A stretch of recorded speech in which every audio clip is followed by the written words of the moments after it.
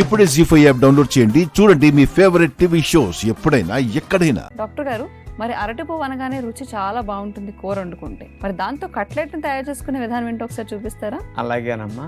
చాలా మందికి అరటి పువ్వును వాడుకోవటం, అరటి తోటను వాడుకోవడం తెలియక కోసేస్తూ ఉంటారు. అవును. అరటి గెలలు మన దొడ్లో చెట్లకు వచ్చినప్పుడు పండాక గెల కోసుకోవాలి. గెల మొదలేసినప్పుడు వచ్చే పువ్వును కోసుకుని ముందిట్లా వంటలకి, ఫ్రైలకి, కట్లెట్లు కూడా వాడుకోవచ్చు అనమాట. మరి అందులో చాలా పోషకాలు ఉంటాయి. రూపాయి పెట్టి కొనకుండా ఫ్రీగా పువ్వులు దొరుకుతుంటాయి పల్లెటూళ్ళల్లో. వాళ్ళకి సిటీలో వాళ్ళకి ప్రతిదీ కొనుక్కోవటమే కాదు, చివరికి దేవుడి దగ్గర పెట్టే పువ్వులు కూడా కొనుక్కోవాల్సి వస్తుంది. పట్టణానికి వెళ్తే కొన్ని ఇబ్బందులు ఇట్లాంటివి కూడా ఉంటాయి. కానీ అరటి పువ్వుని కట్లెట్ కింద ఎట్లా వాడుకోవచ్చో చూడండి.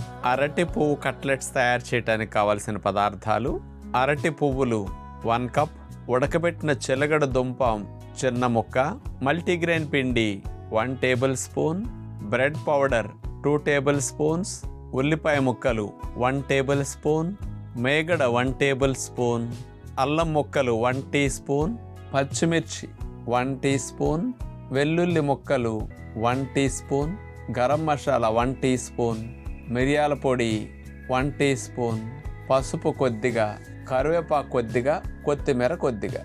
అరటికాయ గెల వేసినప్పుడు కింద ఉండే అరటి పువ్వుని మనం కట్ చేసి ఆ పైనుండే రేకుల్ని మనం అట్లా తొలగించినప్పుడు, మొక్కజొన్న కండిని ఎట్లా మనం పైనుండే పొరలు ఒలిచేస్తామో అట్లాగే అరటి పువ్వు కూడా పైన తొక్క అట్లా తీసేయాలి.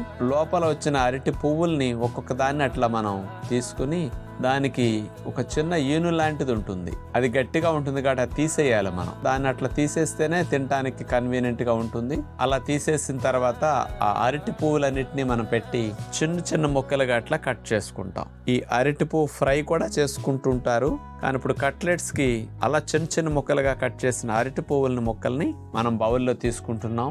దీనికి ఉప్పు లేని లోటు తెలియకుండా చప్పదనం పోవటానికి ఉడకబెట్టిన చిలగడ దుంపని తురిమేసేస్తాం. అంటే తీపి వల్ల ఉప్పు లేని చప్పదనం తెలియదు అనమాట ఇక్కడ. అది పచ్చిమిరపకాయ ముక్కలు, కరివేపాకు, వెల్లుల్లి ముక్కలు, పసుపు, అల్లం ముక్కలు, గరం మసాలా కొద్దిగా, మిరియాల పొడి, మల్టీగ్రెయిన్ పిండి కొద్దిగా, బ్రెడ్ పౌడర్. కట్లెట్స్కి మెయిన్ బ్రెడ్ పౌడర్ ఇచ్చేస్తాం గట్ట. అది మేగడ వేసేసి వీటన్నిటిని అరటి పువ్వు, చిలకడ దుంప తురుములో కలిపేస్తాం. కొంచెం వాటర్ వేసేసి 1-2 టీ స్పూన్లు గట్టిగా కలుపుకోవాలి దాన్ని మనం. దీంట్లో కొత్తిమీర, బ్రెడ్ పౌడర్ మళ్ళా కొంత వేసి కలుపుకోవాలి. కట్లెట్స్కి మనకు అనుకూలంగా గట్టిగా వచ్చేటట్టు కలుపుకుంటాం. పిండి అట్లా ఉండగా అవ్వాలి, ఆ రకంగా చూసుకోండి. ఇప్పుడు మనకు కావాల్సిన షేపులో కట్లెట్స్ని తయారు చేసుకోవాలి. ముందుగా అట్లా రౌండ్గా చేసి తర్వాత అట్లా ప్రెస్ చేసి 2 చేతుల మధ్యలో అట్లా నొక్కితే పొడవుగా వస్తాయి అనమాట. పైన మళ్ళీ నొక్కటం, సైడ్ నొక్కితే ఒక ఫ్లవర్ లాగా కట్లెట్స్ని ఆ షేపులో అట్లా చేసి మనం పెట్టుకుంటున్నాం. ఇప్పుడు